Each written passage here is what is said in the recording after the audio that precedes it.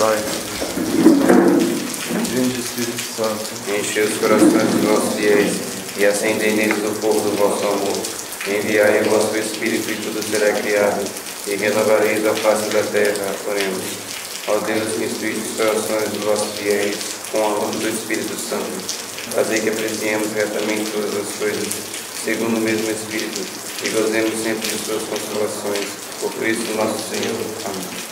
sede da sabedoria, Rogai por nós. Santo Tomás de Aquino, Rogai por nós. São Pio X, Rogai por nós. São Deus, Rogai por nós. Pai, Filho, Amém.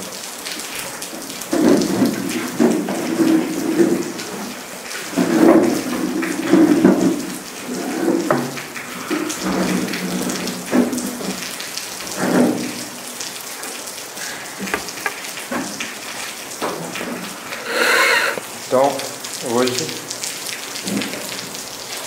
vamos falar sobre a Pascendi.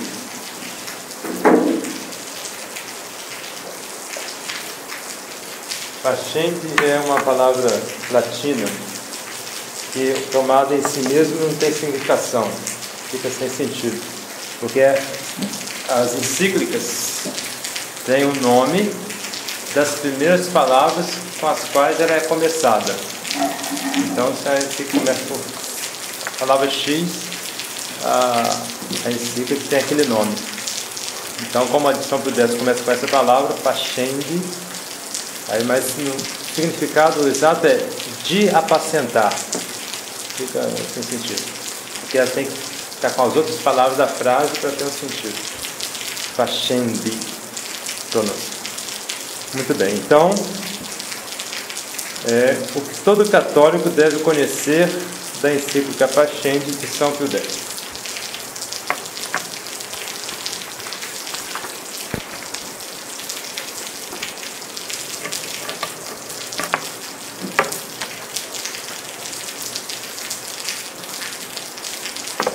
São Pio X, ao terminar a primeira parte de sua magistral encíclica Pascendi, escreve que no caminho que conduz ao aniquilamento de toda a religião, os protestantes deram o primeiro passo, os modernistas o segundo passo, e o próximo passo será o do completo ateísmo. Isso São Pio X fala no final da sua encíclica. Vamos, pois, começar estudando este primeiro passo, que foi dado pelos protestantes, isto é, o Lutero e todos aqueles que sofreram a sua influência. Em seguida, examinaremos o segundo passo, que é o do modernismo, suas causas e seu conteúdo doutrinal. Para terminar, examinaremos brevemente o modernismo nas reformas do Concílio Vaticano II. Então, Lutero e seus discípulos. Revoltando-se contra a autoridade doutrinal da Igreja, Lutero vai fazer da liberdade individual o árbitro supremo em matéria religiosa. Com seu livre exame, Lutero abriu o caminho, como diz Leão XIII, às variações infinitas, às dúvidas e às negações a respeito das mais graves questões. Ele não só ataca a Igreja, mas também a própria razão. Então, uma passagem de Lutero aqui.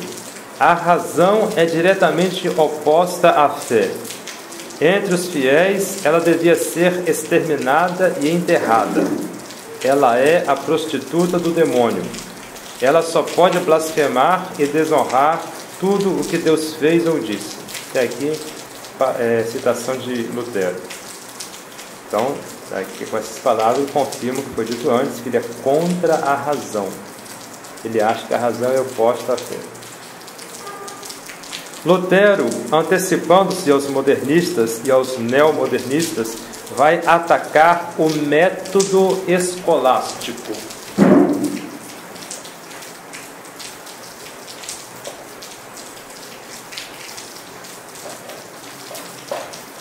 Método escolástico. Esse método escolástico se caracteriza principalmente pela argumentação silogística.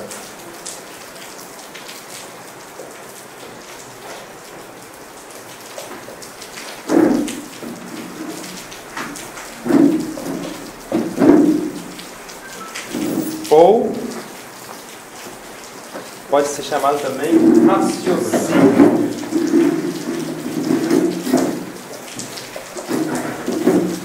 Então eu vou dar exemplo de um raciocínio.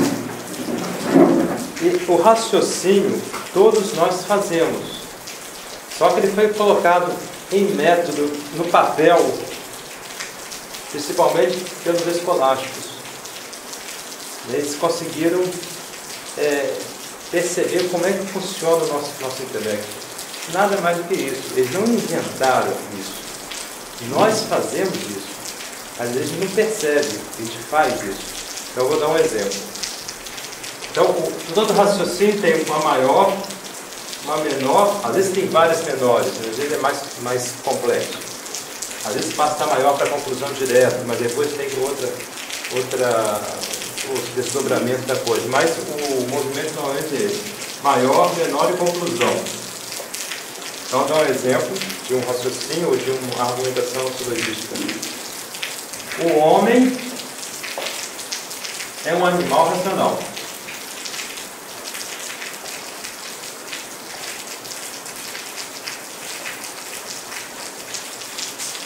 Ora, João é um homem.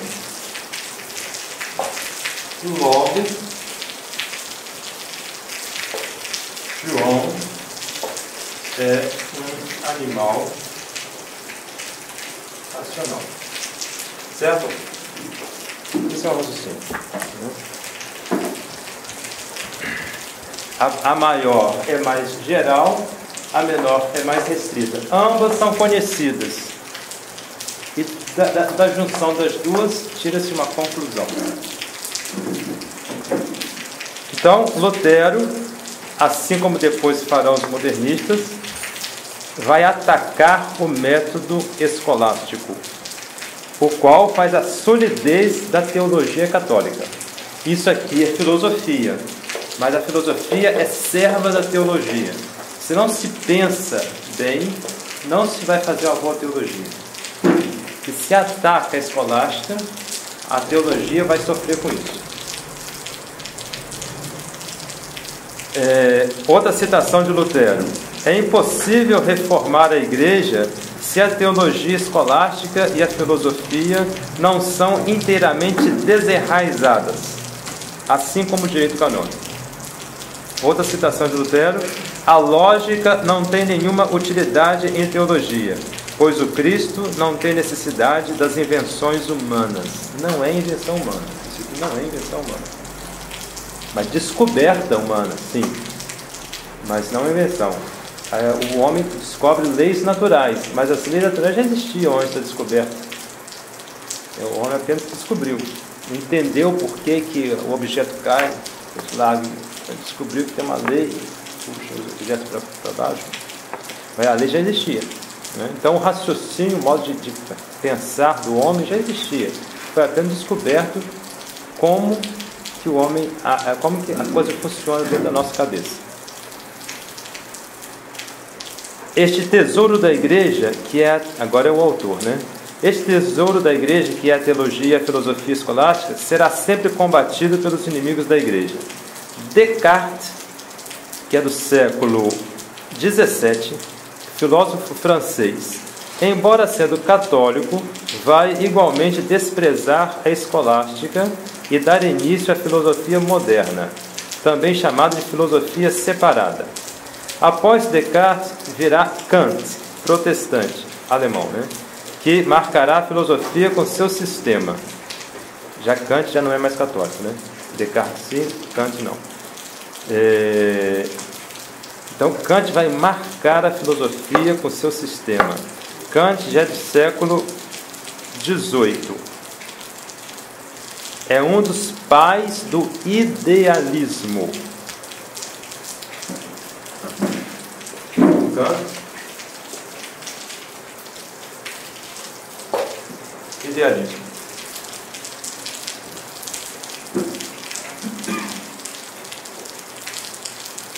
Vamos tentar resumir o seu sistema de Kant. É um pouco complicado, então pretendo não parar muito para explicar, para dar tempo. Depois, se os quiserem fazer as perguntas, eu posso tentar explicar, tá? Melhor. O texto explica razoavelmente bem, mas se a pessoa não tem muito conhecimento de filosofia, vai ficar um pouco perdido. Vamos tentar então resumir o sistema. Para Kant, nós só podemos conhecer as aparências das coisas, ou seja, a realidade acessível aos sentidos, os fenômenos, como ele chama. Para Kant, a única ciência verdadeira é a física. A física não atinge a essência das coisas, mas só o que está ao alcance dos sentidos. Então, rapidamente explicar. Para uma pessoa que só conhece, que acha que só conhece os sentidos, ele vê um objeto, ele vê a redondez do objeto, a cor do objeto, a forma do objeto, o cheiro, a textura. Mas o que é isso? Não sei. É um relógio. Para você é um relógio, mas para mim é um avião. Ou para o outro é uma caneta. Então, para eles, a gente não atinge a substância da coisa, não sabe o que a coisa é, só vê os fenômenos, as coisas sensíveis podem ser captadas pelos sentidos.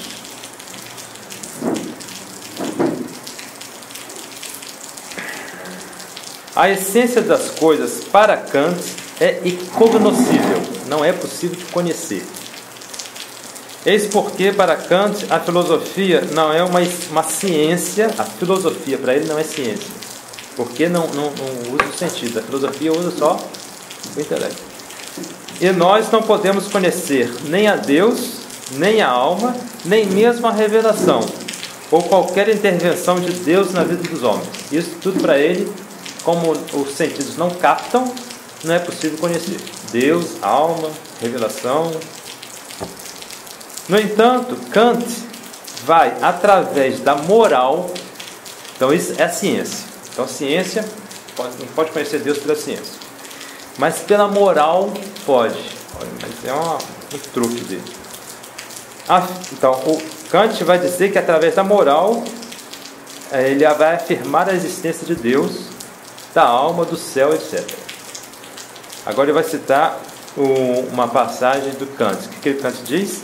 Eu destruí a razão para dar lugar à fé. Olha, parece até Lutero falando, né?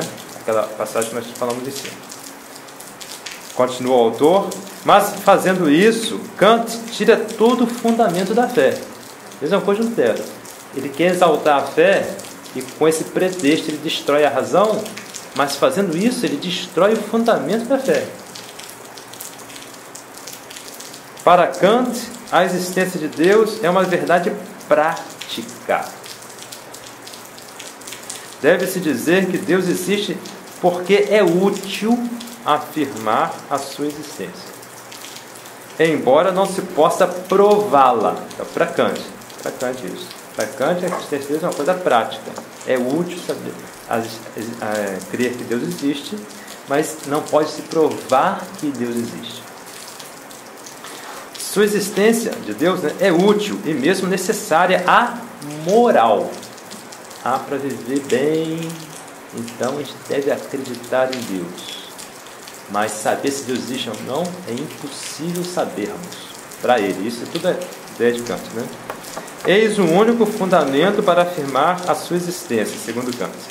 Assim, Kant vai separar as verdades em dois grupos: as verdades científicas, que são as da física, e as verdades morais, que não são científicas. Deus, os milagres, a revelação, nada disso pode ser conhecido com certeza. Nada disso é objeto de ciência. é, na verdade, o que pensam a maioria de nossos contemporâneos. Uma vez nós fomos visitar uma exposição de bichos empalhados. Aí no começo tinha a teoria do evolucionismo. Fomos visitar um apiário. Aí tinha um museu do apiário, então o homem foi... então tinha o evolucionismo lá. Não, nós não somos contra a teoria religiosa, mas aqui é teoria científica. Então, é isso aí. Né? Isso, então, é o que pensa a maioria de nossos contemporâneos sobre a influência dessas doutrinas. O sistema de Kant é bastante complexo. Vamos reter, sobretudo, o seu agnosticismo. Então, duas coisas importantes no método de Kant.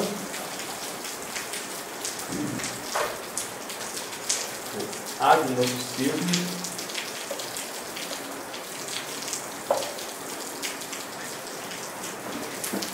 Isto é, a doutrina que nega que nós possamos conhecer a essência das coisas. Ou seja, que só podemos conhecer as aparências sensíveis.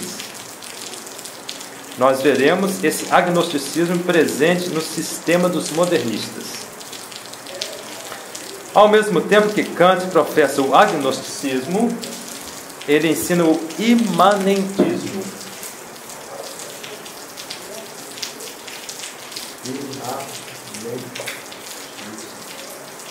Então, isso aqui é o fundamento, hein? Essas duas palavras aí é o fundamento da filosofia kantiana e, portanto, do modernismo. O que é o imanentismo? Nós encontramos a verdade dentro de nós mesmos, como se ela fosse fabricação nossa, e não a adequação de nossa inteligência com a realidade. Então, nós, pelo bom senso comum e pela fé, graças a Deus, que temos, nós sabemos que isso aqui é um relógio. E não sou eu que fabriquei isso. Ele é. Quando eu morrer, ele vai continuar sendo relógio. Não depende da minha cabeça ele ser relógio. Ele é em si mesmo. O fato de ele ser está fora de mim. A partir que eu capto pelos sentidos, captei, foi na minha cabeça, a minha cabeça pegou, entendeu que isso é um relógio. Então, a minha cabeça conseguiu se conformar com a realidade dele, desse relógio. Pronto, só isso. Eu não fabriquei a essência do relógio. Eu cheguei à conclusão que é um relógio. Só isso. Para eles não. Para eles a gente fabrica. A gente capta as coisas, a gente fabrica o ser de acordo com a nossa cabeça. Então, para ele é um relógio, para ele é uma caneta, porque na cabeça dele fabricou isso aqui como sendo uma caneta.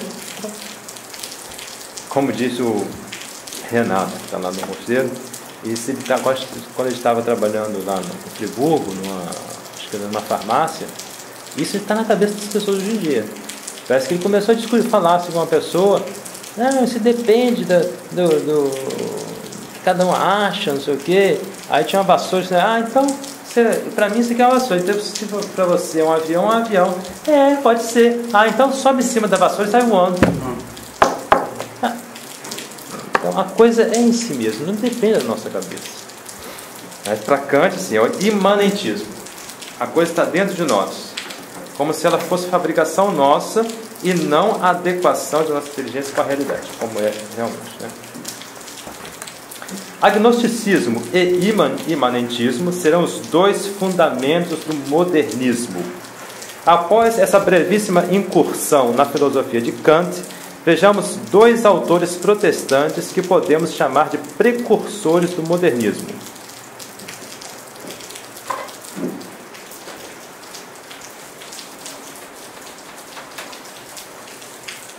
Christopher, você me ajuda se eu estiver errado na pronúncia.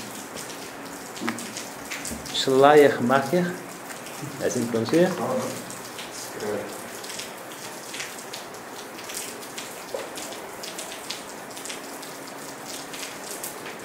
Schleiermacher. Sim. Então, esse é um, o outro é Strauss.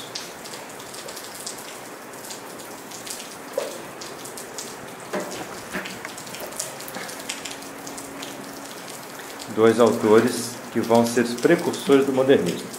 Como Kant, Schleiermacher dirá que a religião não tem nenhum fundamento racional. Os milagres, o pecado original, a divindade de Nosso Senhor, nada disso tem fundamento. Então, todos esses são protestantes, tá? Mas agora eles vão dar um incremento à teoria de Kant. Então, para ele também nada disso tem fundamento. Avançando por este caminho, esse aqui dirá que pouco importa saber se Nosso Senhor é Deus ou não. Já dá um passo além de Kant, né? Para ele, tanto faz. Pois a religião é um sentimento para ele, né? Um puro sentimento. Agora, uma passagem desse autor. Você crê que outrora, há 19 séculos atrás, algo aconteceu fora de você e para você? Nós, ao contrário, cremos que algo se passa em nós. Temos a nossa fé em Cristo. Por que você quer saber o que é o Cristo em si mesmo? O que é a revelação em si mesma? O que é o milagre em si mesmo? Para quê? Esses juízos não têm nenhum interesse para a alma religiosa. Então, essa teoria desse aqui. Para ele, o valor de um dogma, o valor da religião está na sua utilidade prática. Então, a praxis, a vivência, né? O resto não tem nenhuma importância.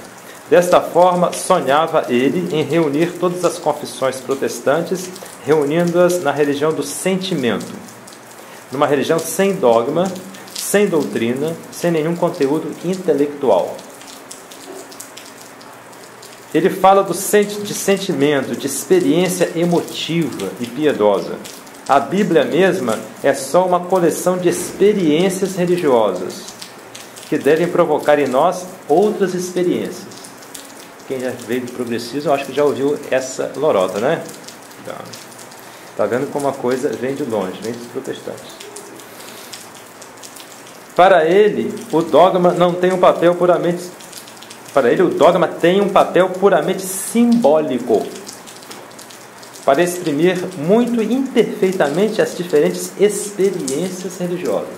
Então, o dogma é só para exprimir a experiência, e mesmo assim exprime de uma maneira pouco fraca. Uma maneira fraca. O dogma não deve separar os homens. Então, você crê nisso, eu creio nisso, tudo bem. Não deve separar os homens, pois o importante é a experiência, o sentimento religioso. Sobre esta base pode-se fundar um ecumenismo, tal como desejam os progressistas mais exaltados. Então, agora vem o Strauss. Assim como seu mestre, Bauer,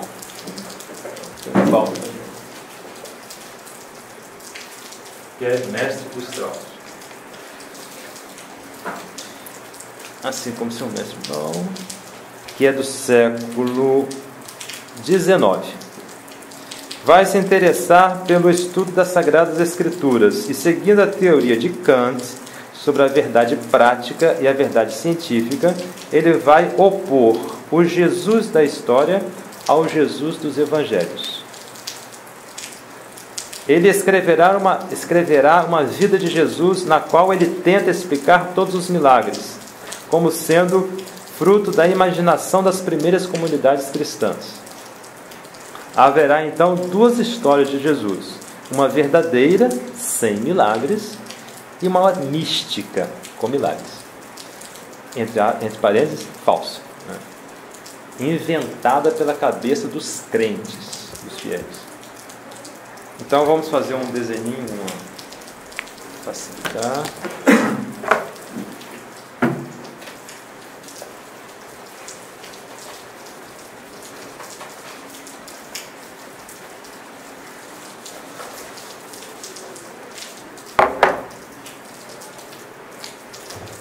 Lutero,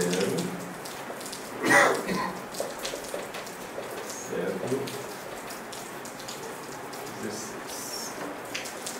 Então vamos fazer uma escadinha, né? A gente vai descendo, vai seguindo o tempo. Kant, século XVIII.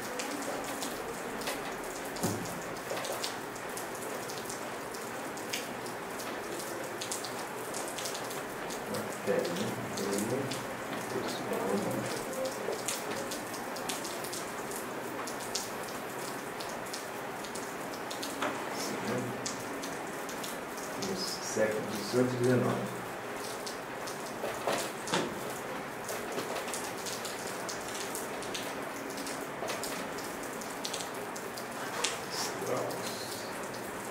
Paulo, que é o mestre Paulo,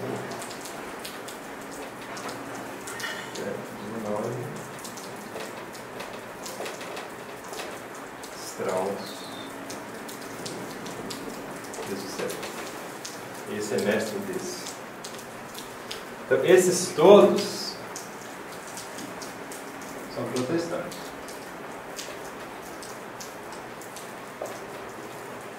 E depois vem o modernismo, descendo a escala.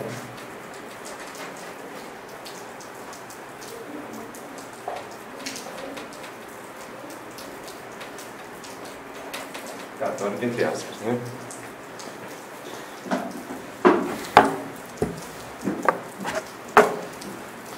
Agora, o modernismo nos meios católicos.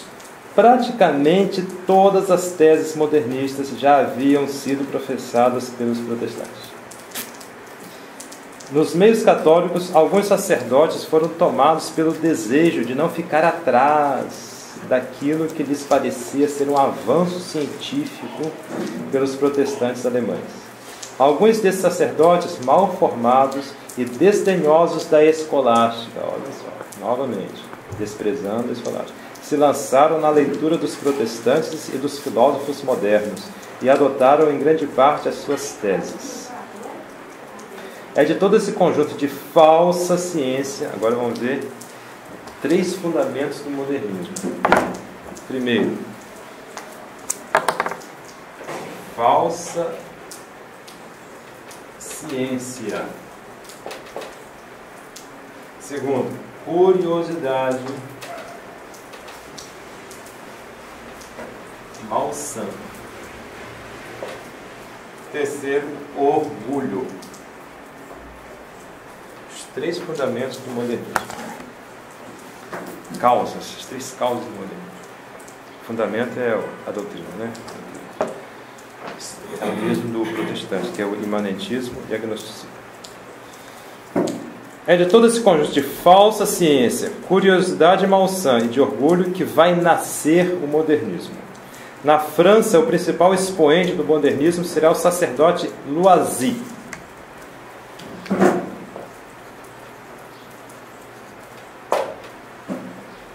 Loisy, século XIX e XX.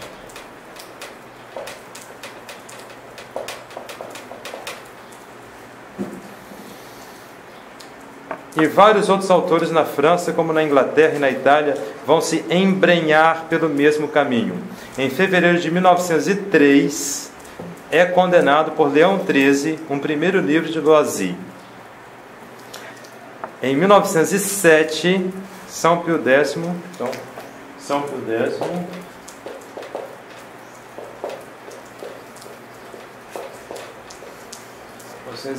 X condena 65 proposições modernistas no documento Lamentabili.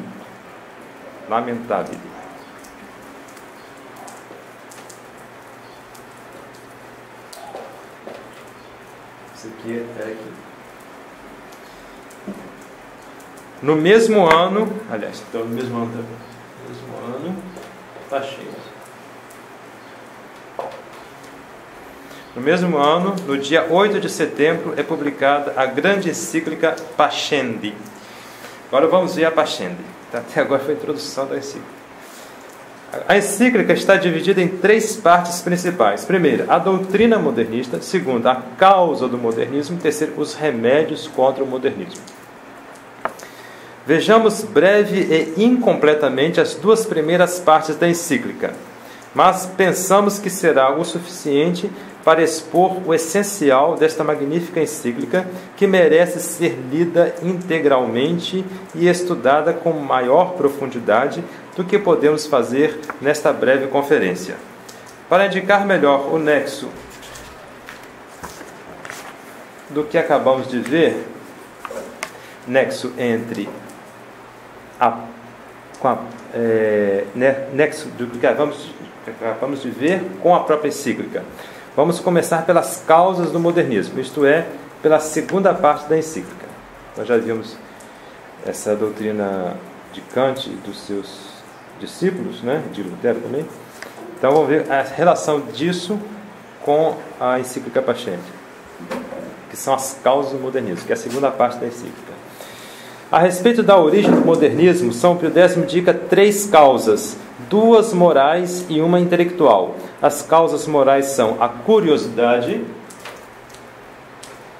e o orgulho. Então, essas 2 são as morais, essa aqui é a intelectual.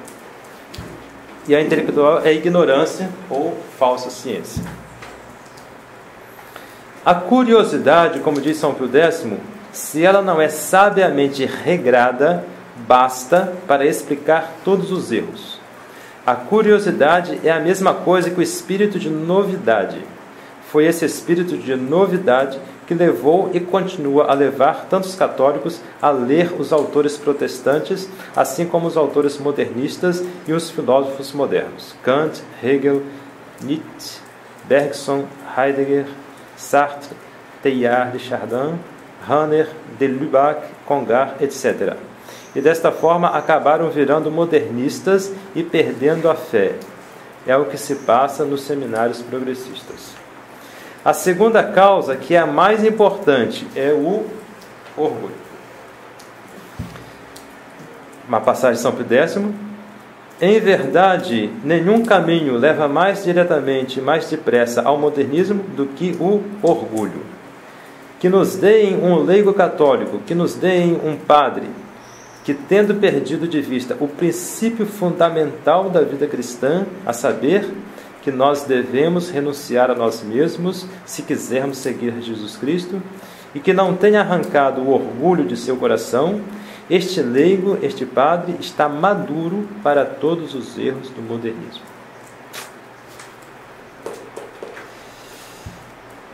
Quanto à ignorância, falsa ciência, São Pio X diz, citação de São Pio X: sim, estes modernistas que se apresentam como doutores da Igreja, que elevam até as nuvens a filosofia moderna e que olham com tanto desprezo a escolástica, eles abraçaram esta filosofia moderna enredados pelas suas aparências enganadoras, porque ignorando a escolástica, lhes faltou o instrumento necessário para discernir os erros e dissipar os sofismas. Sofisma é uma argumentação falsa, enganosa. Isso é um sofisma. Então, aquela argumentação, para ser bem correta, tem que ser bem feita, né? Se for mal feita, é um sofisma. Agora eu não tenho na cabeça um exemplo de sofisma, mas se depois eu lembrar, eu falo. E São Pio X conclui. Se lembrei um sofismo. É assim: quem não peca é santo. Quem não peca é santo. Logo todos os santos não pecam? Não, peraí. Quem não peca é santo. Dormindo não se peca. Logo, quem vive dormindo é santo. Certo? Errado. Não está certo, errado. Mas entenderam, né? Então o erro aí está na maior. Quem não peca é santo. Está errado. Está errado? Está errado. Porque o fato de ser santo não é o fato de não pecar. Ser santo é uma coisa positiva. Não pecar é uma coisa negativa. Então, O cachorro não peca e não é santo. É claro que na prática a gente sabe que para a gente ser santo a gente precisa não pecar, não há dúvida. Mas o fato de ser santo é ser bom, é fazer o bem. Consequentemente, evitar o mal. Mas não é o fato só de evitar o mal é que nos faz santos. Tem que fazer o bem também. Tem que amar a Deus. Não basta não odiar a Deus, tem que amar a Deus. E é aí que faz o fundamento da santidade, certo?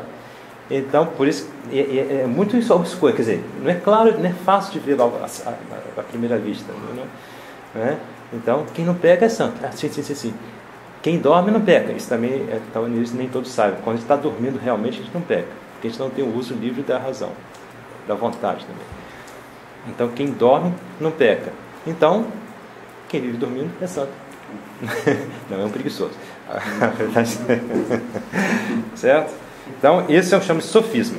É um raciocínio mal feito. São Pio X conclui. Outra citação de São Pio X.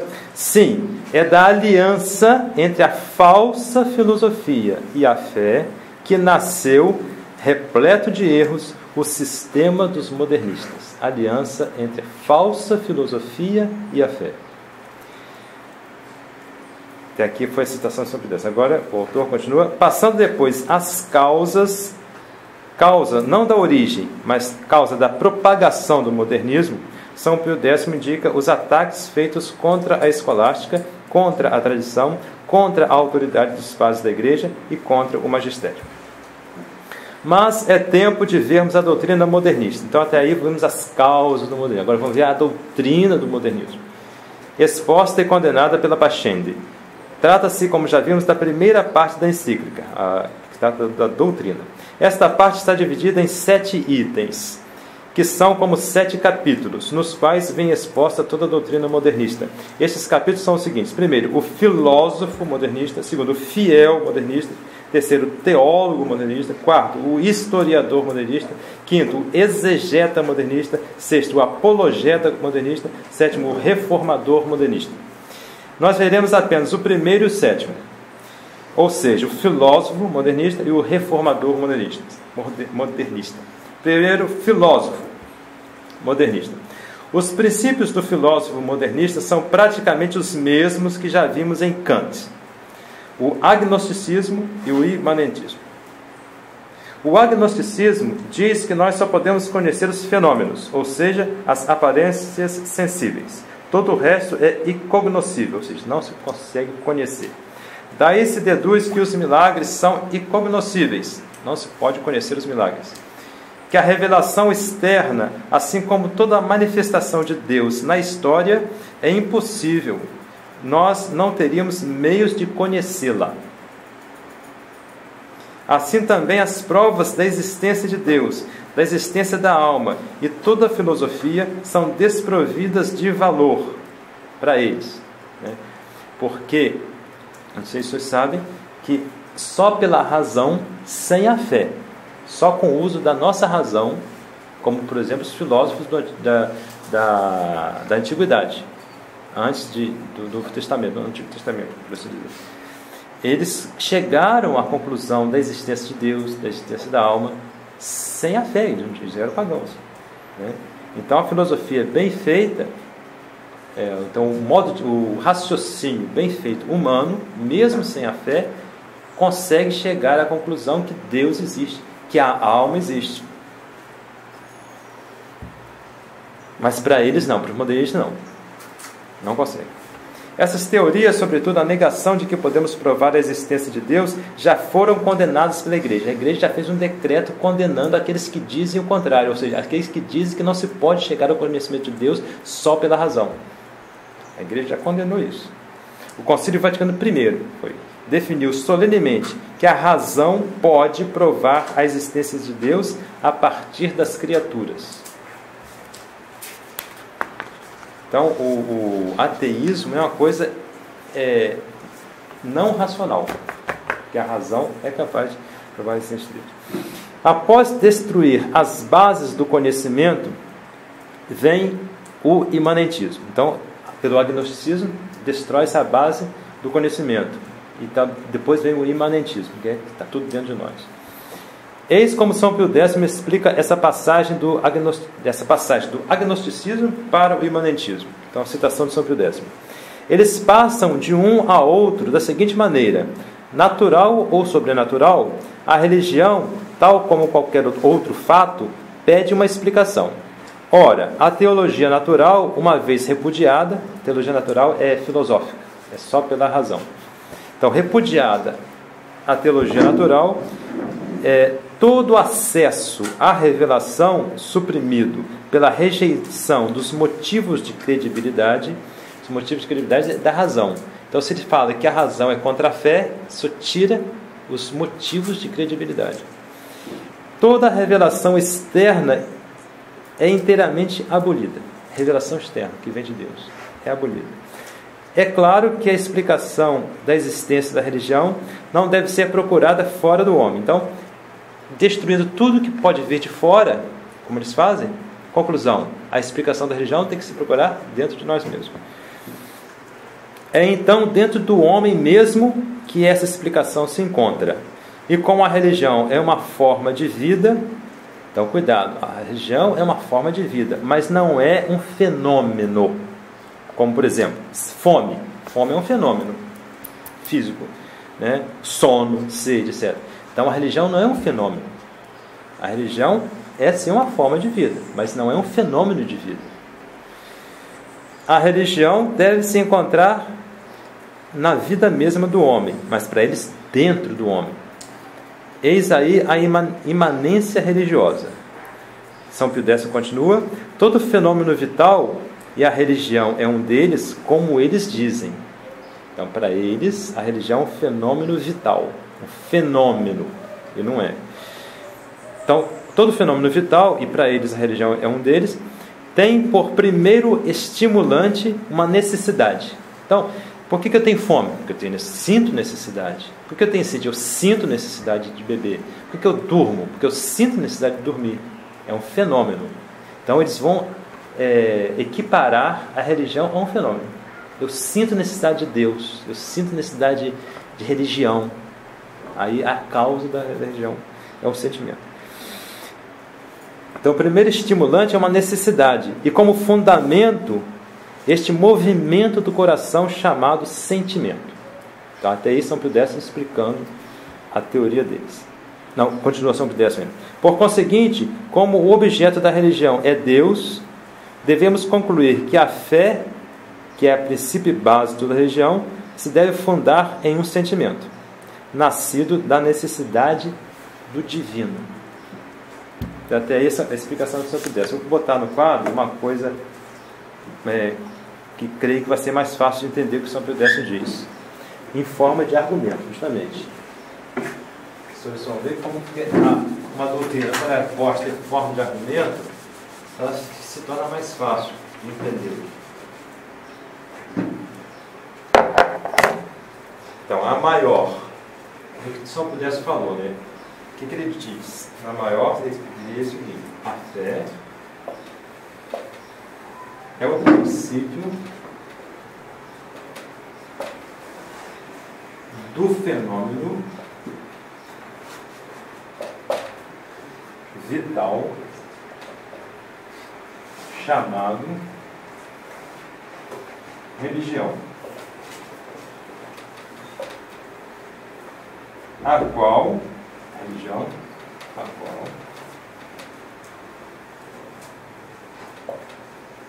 tem como objeto, já falamos ontem, né, o que quer dizer objeto, né? Deus. Tá maior. A fé, isso é o pensamento modernista, tá? A fé é o princípio do fenômeno vital chamado religião, a qual religião tem como objeto Deus. Menor. Ora, o fenômeno vital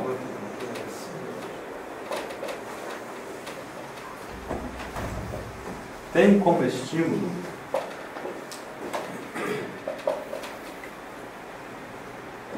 a necessidade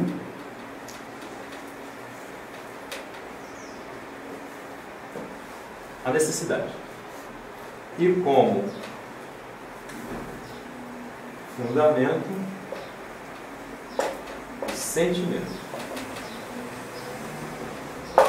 Essa é a menor deles, né? Então, parte daqui, depois eles acrescentam isso aqui. Primeiro, fenômeno vital, tal, região. Agora, o fenômeno vital tem como estímulo necessidade. Fundamento, sentimento. Conclusão. Logo.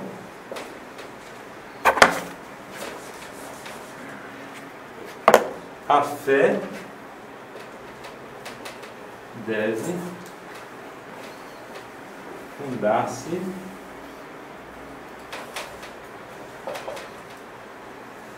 em um sentimento.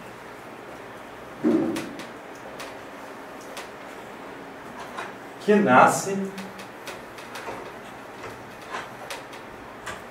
da necessidade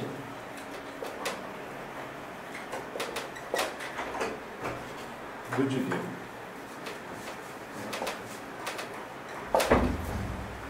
Certo? Então, vou fazer um esquema para facilitar mais ainda.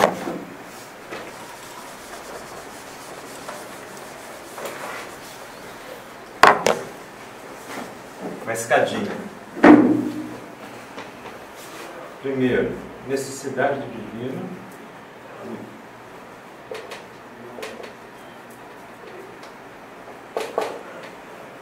Necessidade do divino gera o quê? O sentimento dessa necessidade.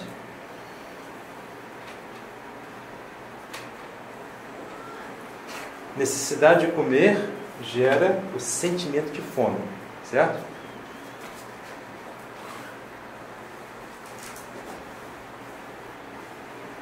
O sentimento gera a fé. E a fé gera a religião. Esse é o pensamento modernista, tá? Então, botando na prática. Eu tenho necessidade de Deus. Eu sinto essa necessidade. Aí eu creio que a vaca é Deus. Logo, eu venero a vaca. Certo? São os lá da Índia assim. Então, simplesmente a aplicação. Então, os modernistas falam, não, é comunismo, porque eles são religiosos, os hindus são religiosos. Eles têm necessidade de Deus, eles sentem essa necessidade, eles acreditam que a vaca é Deus, portanto, se veneram a vaca.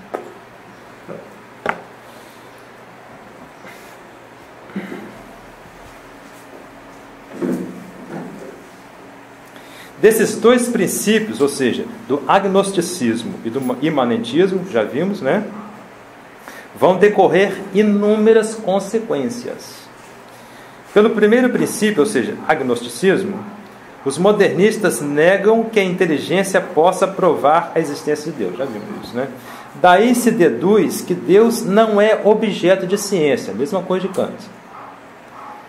E que Deus não pode ser objeto da história, como já vimos um daqueles seguidores de Kant, né? Então Deus, acho que Strauss, né?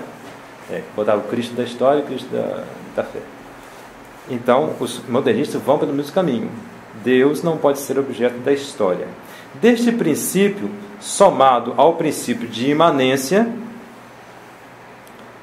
vital, isto é, de que a religião é objeto só de sentimento, então, juntado ao agnosticismo com o imanentismo, conclui-se que, então, 10 conclusões. Primeira, a ciência, assim como a história, não tem Deus por objeto. E, portanto, a ciência e a história devem ser ateias. Na prática. Segunda conclusão, a fé é um sentimento.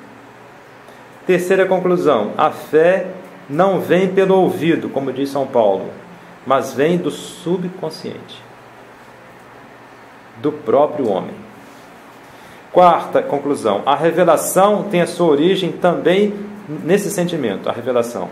E por isso, a consciência religiosa de cada um não está submetida à autoridade da igreja. Porque se o negócio é esse, uma igreja está por fora, a igreja está por fora, então a igreja vai impor a cada um uma fé, e a fé tem que ser consequência do sentimento.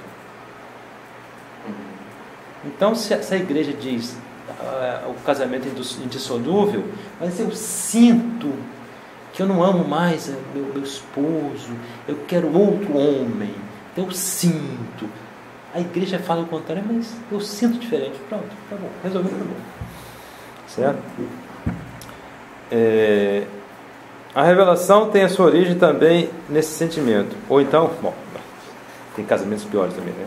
Eu sinto, um homem gosta, assim, um homem quer casar, mas eu sinto que quer casar com outro homem.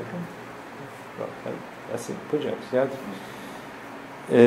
A revelação tem sua origem também nesse sentimento, e por isso a consciência religiosa de cada um não está submetida à autoridade da igreja. Quinta conclusão: o sentimento religioso transformou os fatos reais dos evangelhos, e portanto é preciso suprimir dos evangelhos tudo o que não está de acordo com a ciência, ou seja, tudo que é sobrenatural, né?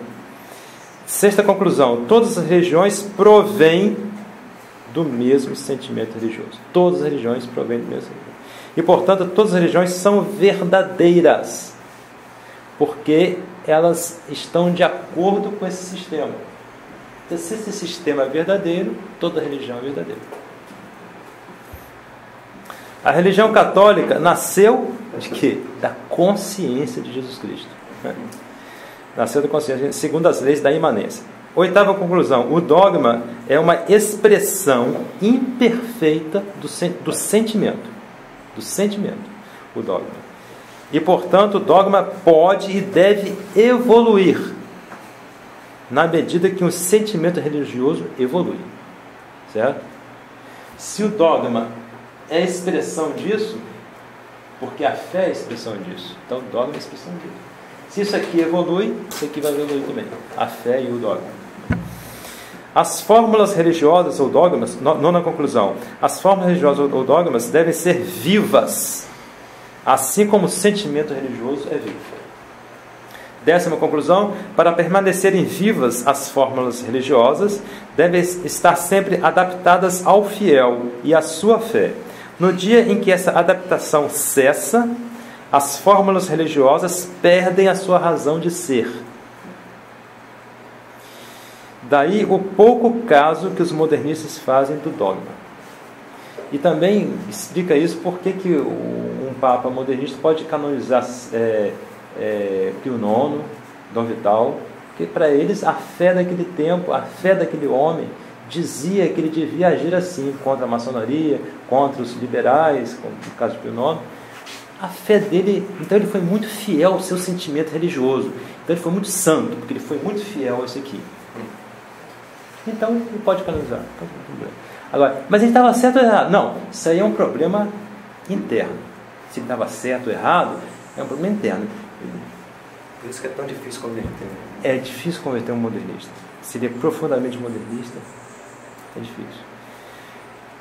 Como se pode ver, e segundo a expressão de São Pio X, os modernistas chegaram a essa loucura de perverter a eterna noção de verdade.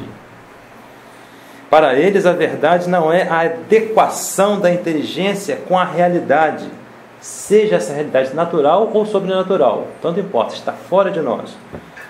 Mas sim, para eles, é a adequação da inteligência ao sentimento. Porque a fé está na inteligência. Então a fé se submete ao sentimento. A inteligência se submete ao sentimento. E com a vida, porque o sentimento é vivo. Então a submissão da inteligência à vida. Isto é, com algo que não tem conteúdo inteligível. Uma coisa...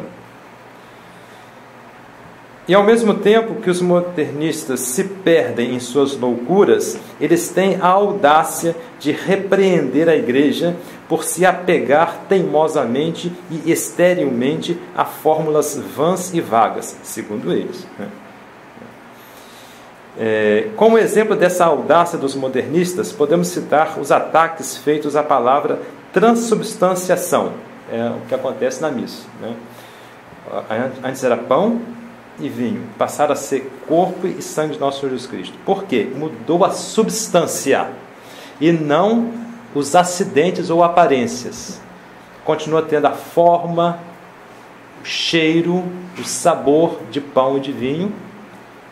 Isso são aparências ou acidentes, forma, cor, sabor, odor, cheiro, né? Isso tudo são...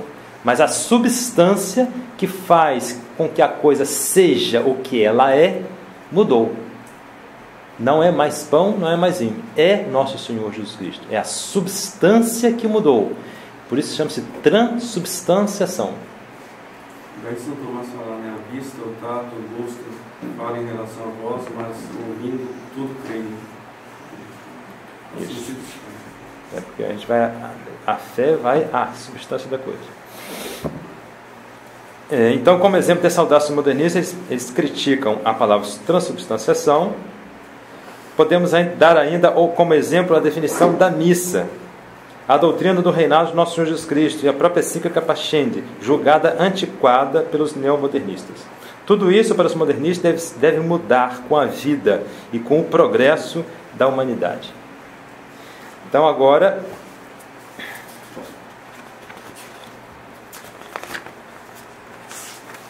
Vimos até agora o filósofo, né? Agora vamos ver o reformador modernista. Então, tem 7 pontos que são, pudesse dar nesse que nós estamos vendo só 2, tá? O filósofo e agora o reformador. Este tema é importantíssimo na crise atual. É o tema da ruptura e da continuidade. As reformas da Igreja se fazem sempre no sentido de continuidade. As reformas modernistas se fazem sempre no espírito de ruptura. São Pio V reformou o missal em continuidade com o passado. Paulo VI publicou o novo missal em ruptura com o que se fazia antes. São Pio X fez o decreto da comunhão frequente em continuidade com o passado, como ele mesmo disse no texto do decreto. O novo direito canônico permite a comunhão que seja dada aos não católicos, e isto em ruptura com o que a Igreja sempre fez. A proclamação dos dogmas está sempre em continuidade com a doutrina professada pelos papas ao longo da história da Igreja. A declaração sobre a liberdade religiosa está em ruptura com o que a Igreja sempre ensinou. Está vendo então a diferença do modo de agir da Igreja e dos modernistas? A Igreja vai em continuidade, os modernistas vão em ruptura.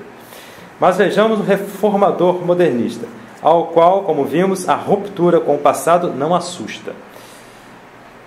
Veremos como muitas das reformas pedidas por ele, pelo reformador modernista, foram atendidas pelo Vaticano II e os papas pós-conciliares. São Pio X fala da mania de reformar dos modernistas. Aí uma citação de São Pio X: nada, absolutamente nada há no catolicismo que eles não ataquem. Até aqui a citação de São Pio X. Agora, eis aqui alguns exemplos tirados da Pascendi. Então, os programas dos modernistas. Reforma da filosofia, sobretudo nos seminários, separação entre Igreja e Estado, reforma do governo da Igreja, reforma das congregações romanas, dos ritos dos sacramentos, do direito canônico, etc. Então, isso já São Pio X já dizia que era o objetivo dos modernistas. Qual foi a instituição da Igreja? Qual o sacramento? Qual foi o ritual? Qual foi a prática de piedade? Qual o ponto de doutrina que não foi modificado, atacado ou suprimido após o Vaticano II? Então, o Concílio Vaticano II realizou aquilo que São Pio X na Pascendi já dizia que era o ideal dos modernistas. Todos os sacramentos tiveram seu rito modificado: batismo, confirmação, eucaristia, penitência, extremunção, ordem e matrimônio. Todos sofreram modificações. O direito canônico foi refeito para adaptá-lo ao Concílio Vaticano II. As congregações romanas foram profundamente modificadas. Foi feito um novo catecismo, enquanto que o catecismo do Concílio de Trento, chamado Catecismo Romano, e o catecismo de São Pio X foram postos de lado. A Via Sacra e o Rosário receberam acréscimos ou modificações. As práticas de devoção tradicionais foram desprestigiadas. A disciplina das indulgências foi modificada. O calendário dos dias litúrgicos foi alterado, assim como o processo de canonização dos santos foi alterado. A doutrina, enfim, sofreu e sofre ainda ataques de toda a parte, assim como a exegese que é o estudo da Sagrada Escritura. Apenas para recordar alguns pontos. O dogma fora da igreja na salvação foi atacado. O dogma a igreja de Cristo é a igreja católica foi posto em dúvida e a existência do limbo é igualmente posta em dúvida. Seria difícil fazer a lista de todos os pontos de doutrina atacados pelos modernistas de hoje. Basta dizer que o modernismo, na sua forma atual, triunfou no concílio e continua a triunfar, apesar de alguns atos contrários à correnteza revolucionária e reformista que domina no Vaticano. Para concluir, lembremos que São Pio X disse que o sistema dos modernistas é como um corpo perfeitamente organizado. Não se pode adotar um ponto sem admitir todos os outros. Lançando um olhar sobre todo o sistema modernista, São Pio X não pode deixar de classificá-lo de encruzilhada ou reunião de todas as heresias. Se alguém, diz ele, se desse ao trabalho de recolher todos os erros que já existiram contra a fé e de concentrar a substância como um suco formado de todos eles, essa pessoa não poderia fazer nada de mais bem-sucedido do que o sistema modernista. Após ter explicado minuciosamente esse sistema, São Pio X sente a necessidade de explicar como o agnosticismo, tendo fechado a porta para Deus do lado da inteligência, é em vão que ele tenta abrir uma outra porta do lado do sentimento. Pois, diz São Pio X, o que é o sentimento senão uma consequência diante da ação da inteligência ou dos sentidos? Justamente. Por que eu sinto tristeza? Porque eu penso na morte de um ente querido, por exemplo. É consequência do pensamento. O sentimento é uma consequência do pensamento. Se você tira o pensamento, o sentimento fica uma coisa totalmente sem norte. Então, o sentimento não é senão uma consequência diante de uma ação da inteligência ou do sentido. Retirai a inteligência e o homem seguirá os piores instintos. É por isso que hoje em dia está assim, porque todo mundo faz o que quer. Não pensa para fazer, vai fazendo sem pensar, não reflete na moralidade das coisas. Vai fazendo, eu quero. A emoção, o sentimento e tudo que cativa a alma, longe de favorecer a descoberta da verdade, entravam a sua aquisição. O sentimento e a experiência sozinhos, sem serem esclarecidos e guiados pela razão, não conduzem a Deus. O sentimento puro não conduz a Deus. Por isso, o sistema modernista conduz ao aniquilamento de toda a religião e ao ateísmo. Pior do que isso, a doutrina da imanência divina, essa doutrina de que Deus está dentro de nós, conduz diretamente ao panteísmo. Porque ela não distingue suficientemente o homem de Deus. E que certamente preparará a vinda do anticristo. Desta forma, vimos algo nunca visto na história da igreja. Um concílio ecumênico, aqui ecumênico no sentido geral, um concílio geral, promover uma doutrina contrária à doutrina da igreja. Diante deste fato, não podemos deixar de pensar no que diz São João no Apocalipse, quando ele viu uma besta saindo do mar, que representa o poder político, o governo mundial, e sobre sua cabeça ela trazia a blasfêmia. E os homens adoraram a besta e o dragão, que deu o poder à besta. E São João viu uma outra besta saindo da terra, que tinha os chifres semelhantes ao cordeiro, mas que falava como o dragão, e induzia os homens a adorarem a besta que saía do mar. Podemos pensar que esta misteriosa figura, essa que tem os chifres do cordeiro, representa os homens da igreja, que trazem as insígnias do cordeiro, isto é, de Nosso Senhor. Vestidos de batina, eu sou o Papa, eu sou o Bispo, tenho autoridade na igreja, que é a autoridade vem de Deus. Então, revestidos de Nosso Senhor Jesus Cristo. Os chifres, chifre também, na Sagrada Escritura, quer dizer poder. Você tem o chifre do cordeiro, quer dizer, eu tenho poder O Papa tem poder, o Bispo tem poder da igreja. Mas que falam como o dragão, isto é, como o demônio, ensinando a heresia e, acima de tudo, o condensado de todas as heresias, que é o modernismo. Que o exemplo de Dom Lefebvre e de Dom Antônio de Castro Maier e a intercessão de Nossa Senhora nos guardem sempre na pureza imaculada de nossa fé, e que esta inspire todos os nossos atos, pois a fé age pela caridade, a qual nos obtém a vida eterna.